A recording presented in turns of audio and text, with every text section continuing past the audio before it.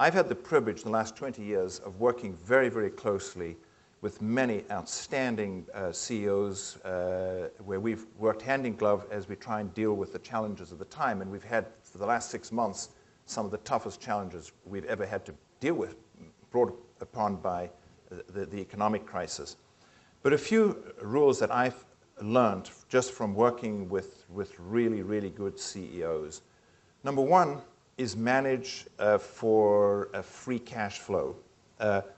If you've got negative cash flow, if that lasts for too long, you're going to get into trouble. But the good CEOs, the first thing they do in these conditions is they look at free cash flow. And I knew one or two of them went to their CFO, and they said daily, you are not allowed to pay out more than you got in that day.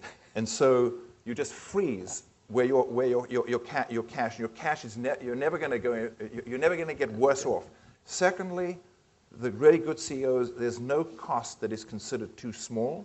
So if you really work at many things, it's amazing how much cost you can just cut out of a business by putting back on things that you just allowed to be in the structure before. The third thing I would say is these conditions are incredible opportunities, not for some of the reasons that have been mentioned, but because a lot of your competition, don't forget, are also experiencing a lot of difficulties, and they are sometimes doing dumb things to protect their business. And there's tremendous opportunities to pick up business in this kind of environment from your competitors. You've also got to think survival. I mean, again, I always say to our companies, and I say it for ourselves, and I'm proud of the fact that our business has been around for 40 years, which is long in private equity. The first thing you have to do is to survive. When things are as bad as they are, you've got to get through this period, and so you're there for the good things that are going to come in the future. Look, the history of Latin America is that most of the good reforms happen in times of crisis. It's very hard to convince governments and people to reform when things are going well. And certainly this is a time to do much more of what Endeavor is all about.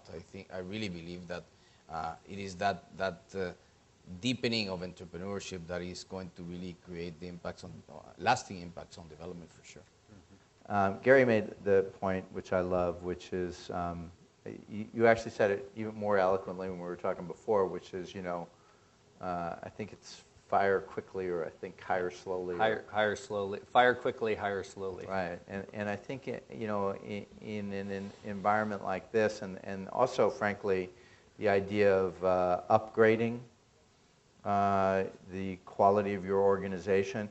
This is a terrific opportunity because there's an enormous number of people that have been displaced around the world, and industries that grew and don't exist anymore.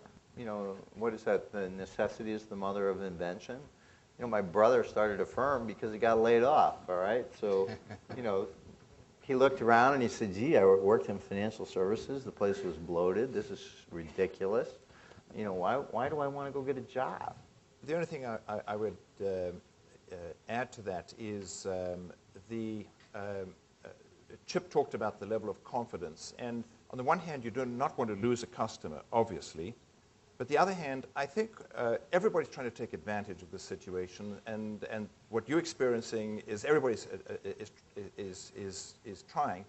But I think it's very important to just exhibit a confidence that your business is good and you're going great, and you're not letting people feel that you're vulnerable and you sort of experiencing any contraction in your business.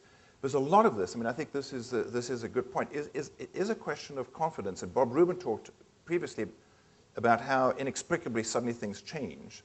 So you've got to be careful. You don't all get caught in the cycle of contracting and sort of pessimism, and because people are definitely in these circumstances trying to take advantage of it. And we see this a lot in our portfolio companies and across a whole spectrum of industries.